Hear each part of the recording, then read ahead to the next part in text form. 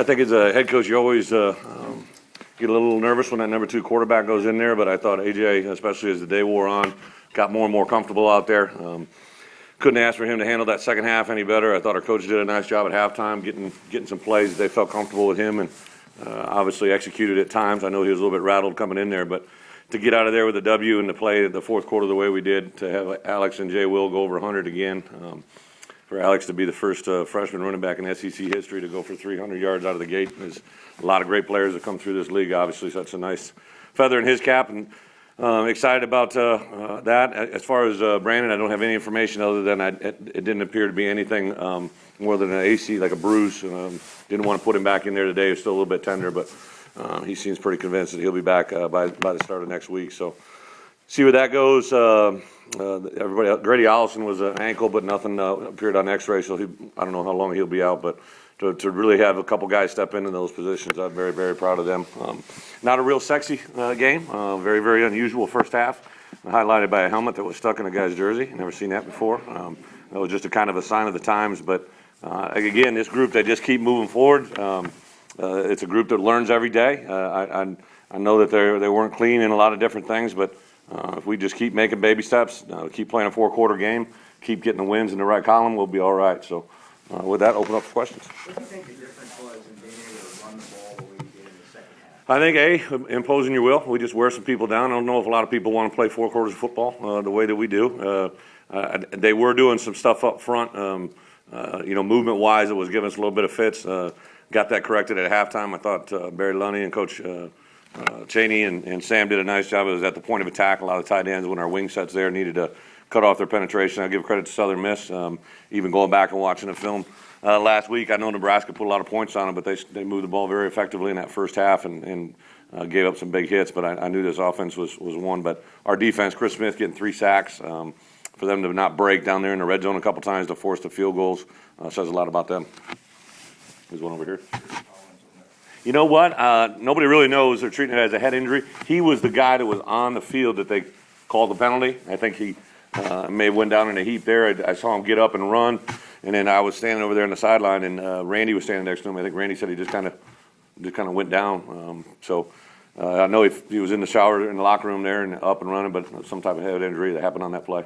Coach, how confident were you in AJ once you knew maybe out for the I was pretty confident. AJ's played a lot of football. Obviously he was a start off at Iowa. I played football with his dad, so I've known the kid forever, which is kind of scary. AJ's a football junkie. He prepares very, very well. He's a very detailed guy.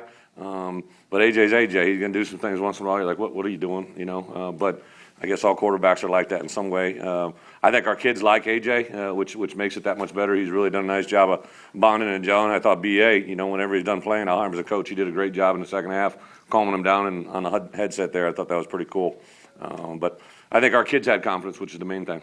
You guys have like a special package for AJ? Just some things that he feels really good about. Obviously, in the world of college football, you Tuesday, Wednesday, Thursday, your reps are pretty dominant towards your one. So he doesn't get near the reps, but there's just some things that AJ does well. As you saw him, he takes off. AJ's probably a little bit better runner than BA. Go back to when originally when I recruited AJ out of high school back when I was at Wisconsin, we offered him as an athlete, as a linebacker, tight end, but he's kept thinking he could play quarterback, and obviously he can. So I'm glad he's here now. I saw you talking to Swanson and Derby after a couple of snaps. What was going on with that? Did y'all get a little conservative after the first? Well, when I saw him put that first one, it was a pretty good snap, and I saw it, put it on the ground. I said, hey, I'm a little old school. I said, I put that quarterback right in the center, and we don't have to have that shotgun. Now, if quarterbacks can see the field a little bit better, I get it. But after the second or third one, I just said, hey, we're going to put him under center and go the whole day. So that was more on me than anything. Talk about Trey Flowers. Right back in the game. Yeah, I knew he was going to kind of do something because he'd sat that week out. He was an angry man last week, and to make that play right out of the gate, unfortunately, we gave it right back. But Trey's a very, very gifted football player, and he kind of like Chris Smith gets stronger as the game goes on. You had the 2 interceptions, the fake punt that you stopped. The defense seemed to really rise up in the offense when Allen went down. Yeah, I thought our defense, and that's what we said. I went in at halftime and told the defense they got their own little locker room. I just went in and said, hey, fellas, we just can't have him, give him any free stuff. You know, we had that one long pass play that set him up in a scoring position. They said we can't afford to do that. We can't afford to do it anytime. But when you lose your number one quarterback and you're rallying around number two, it's very important to do that. I thought those guys really came out with demeanor. The PAT, the fake field goal, obviously at the middle of the third quarter break, we were telling them, hey, watch the fake, watch the fake. I think it was Jay Lake made a nice play there. So can't say enough about the way those guys handled it. How much? That what? How important was that touchdown? Oh, huge. You know, it was obviously anytime you can get more than a 2-score game, that's a big part of being able to do what we do. You know, we can hit some quick strikes, you know, in the run game, and obviously in the passing game, you'd hope to have some more come along, but we're a more methodical, control the pace, control the tempo, and win 4-quarter games. They had first and goal for 2, maybe Robert Thompson. I think Robert. Was that a call, or did you just- Yeah, no, we do some stuff at the line of scrimmage based on backfield sets, and he made a nice, I think he ripped across the guard's face and penetrated the backfield. Robert, in my opinion, the last 2 weeks, today I obviously haven't watched the film, but just saw his productivity. He's really playing at a high level. He's playing as good as I've seen an inside player play. And the good thing for him is, as good as we are on the edges with Chris and Trey, they can't do a lot of combo things on him. Coach, you had Kiro in the Wildcat. Is that a new wrinkle that you guys are?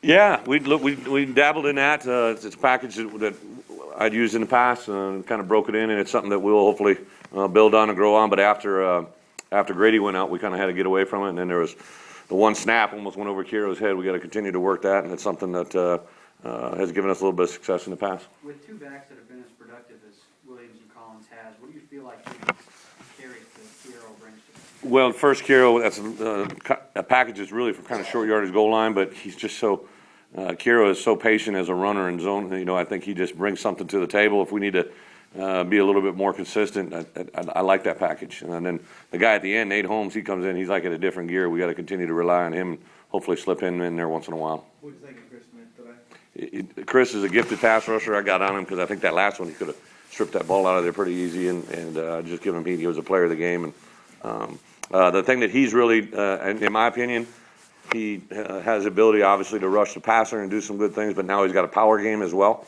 to power through some power doubles and be at the point, and I think his game's really starting to come around. Was Brandon just on the landing on the? I think so. touchdown, or was there something? No, I think it was just on the land. Keeping Jay Will and Collins over 100 yards. Is it something you worry about in the game at all? You get updated on stats? No, it's kind of funny you say that. I obviously the fourth quarter there where I just said, hey, I'd love to just run the clock out. And when AJ took the field, I said, the last play of this game should be you taking a knee, you know. And I think it was that second down or third down, and I said, do we need Alex out there? And I knew that someone was going to say it, so I said, does anybody know? And that was like minute 8 seconds or whatever. Coach Shane said, Bret, I have no idea. And I didn't have any idea at all. I heard my running back coach, he goes, they're both over 100.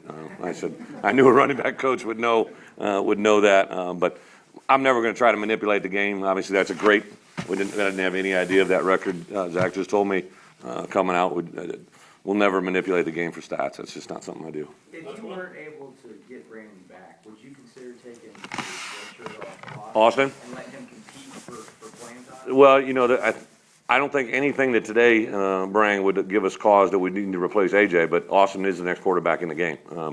Brian Beener can get us out of a situation, and obviously did all last spring and this fall, or this week right here, we'll probably move him back to quarterback just so he can, you know, get in rhythm and get involved in the game plan. But I wouldn't have any reservations playing Austin. I think you just got a little gamesmanship to him, and obviously it's this early in the season. We don't have to hold anything back. Jay Lake, I know he was active. You know, as a defensive, what I always try to do is stay ahead of the game, so I really don't watch every defensive play. I know he's involved in a lot of stats. I know he was chomping at the bit that last week when he had to sit out. Was very, very hard on him, and I expect nothing but greatness from him forward. All right, thank you, Coach. Thank you. Guys, we'll have our players in here in a moment.